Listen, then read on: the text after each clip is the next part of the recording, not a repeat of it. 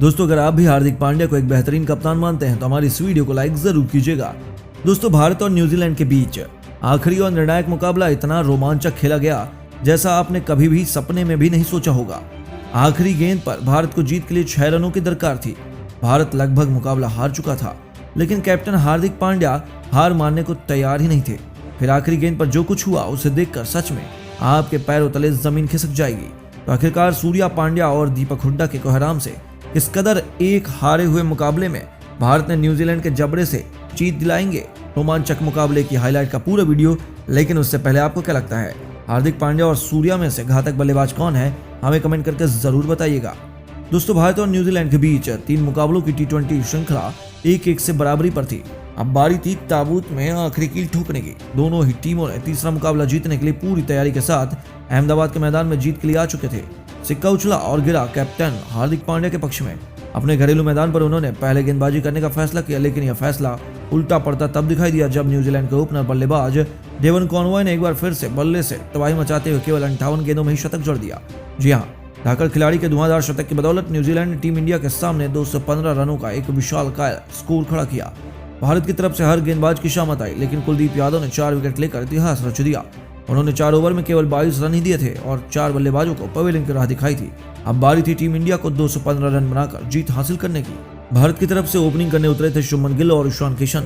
जी दोस्तों, इन दोनों ही बल्लेबाजों को हार्दिक पांड्या ने आखिरी मुकाबले में ही मौका दिया और इंदौर में बल्लेबाजों ने अपने कप्तान के फैसले को सही साबित करते हुए पहले 4 ओवर में ही टीम इंडिया का स्कोर 50 रन के पहुंचा दिया था। मुकाबले में अच्छी शुरुआत हो चुकी थी और पहला पावर प्ले खत्म होते होते टीम इंडिया ने 80 रनों का आंकड़ा भी छू लिया, जहां शुभमन गिल ने 15 गेंदों में ही 40 रन ठोक दिए। हालांकि उनकी पारी ज्यादा लंबी नहीं चल पाई। उन्हें न्यूजीलैंड के कैप्टन मिचेल सेंटनर ने अपना शिकार बनाया, लेकिन न्यूजीलैंड के लिए खुशी ज्यादा देर बरकरार नहीं रहने वाली थी, क्योंकि नंबर 3 पर बल्लेबाजी करने आए दीपक हुड्डा ने आते ही अपने आक्रामक तेवर दिखाने शुरू कर दिए। आपको बता दें, अंतिम और निर्णायक मुकाबले में हार्दिक पांड्या ने दीपक हुड्डा को ऊपर बल्लेबाजी करने का मौका दिया और इस खिलाड़ी ने अपने कप्तान के फैसले को सही साबित करते हुए जाते हैं पहली गेंद पर छक्का लगाया और अगली गेंद पर चौका लगाते हुए यह बता दिया कि वह इस मुकाबले में कुछ बड़ा करने के इरादे से उतरे हुए हैं। उधर ईशान किशन ने भी ताबड़तोड़ बल्लेबाजी करनी शुरू कर दी। आपको बता दें, देखते देखते किशन ने 34 गेंदों में अपना अर्धशतक पूरा कर लिया, जिसमें उन्होंने 3 छक्के और 2 शानदार चौका भी लगाया था।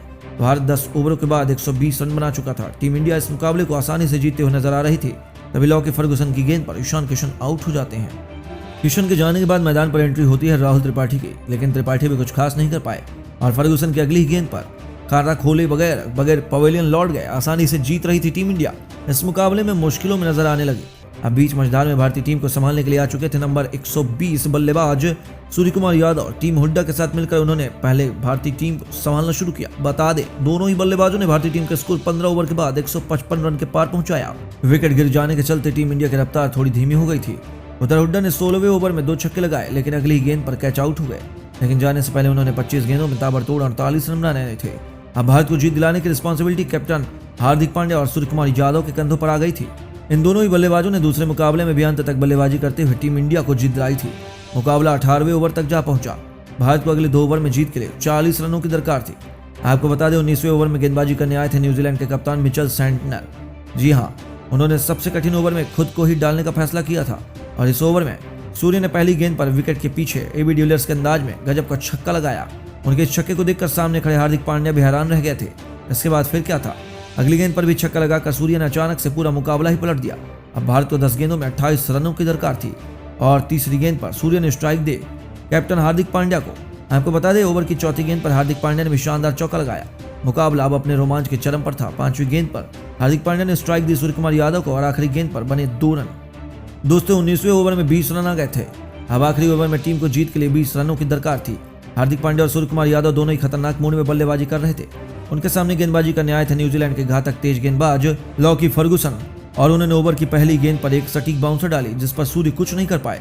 अब मुकाबला भारत से दूर जाता हुआ दिखाई दिया, क्योंकि अगले 5 गेंदों में 20 रन बनाना बड़ा ही मुश्किल था। लेकिन दूसरी गेंद पर सूर्यकुमार यादव ने यह बताया कि उन्हें T20 का बॉस क्यों माना जाता है। जी हाँ, दूसरी गेंद पर सूर्य ने शानदार छक्का लगाया और भारत को 4 गेंदों में 14 रन बनाने थे।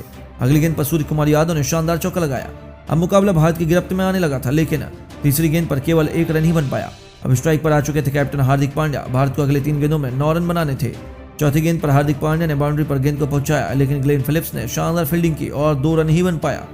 अभी भी भारत को 2 गेंदों में 7 रनों की दरकार थी, लेकिन 5वीं गेंद पर हार्दिक पांड्या कुछ नहीं कर पाए। अब आखिरी गेंद पर न्यूजीलैंड को जीत के चांस 90% हो चुके थे।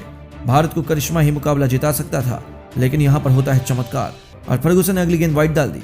अब आखिरी गेंद पर 6 रन की दरकार थी। हार्दिक पांड्या एकदम शांत खड़े थे। फर्गुसन ने हार्दिक को भी बाउंसर खेलने की गलती कर दी और फिर क्या था, वीरेंद्र सहवाग की तरह अपरकट लगाते हुए हार्दिक ने भारत को एक हारे मुकाबले में जीत दिला दी। न्यूजीलैंड को यकीन नहीं हो पाया कि यह मुकाबला वो कैसे हार गए। तो दोस्तों, आप टीम इंडिया को जीत में आप 10 में से कितने नंबर देंगे, हमें कमेंट करके जरूर बताइएगा और ऐसी शानदार खबरों के लिए हमारे चैनल को सब्सक्राइब करना ना भूलें। धन्यवाद।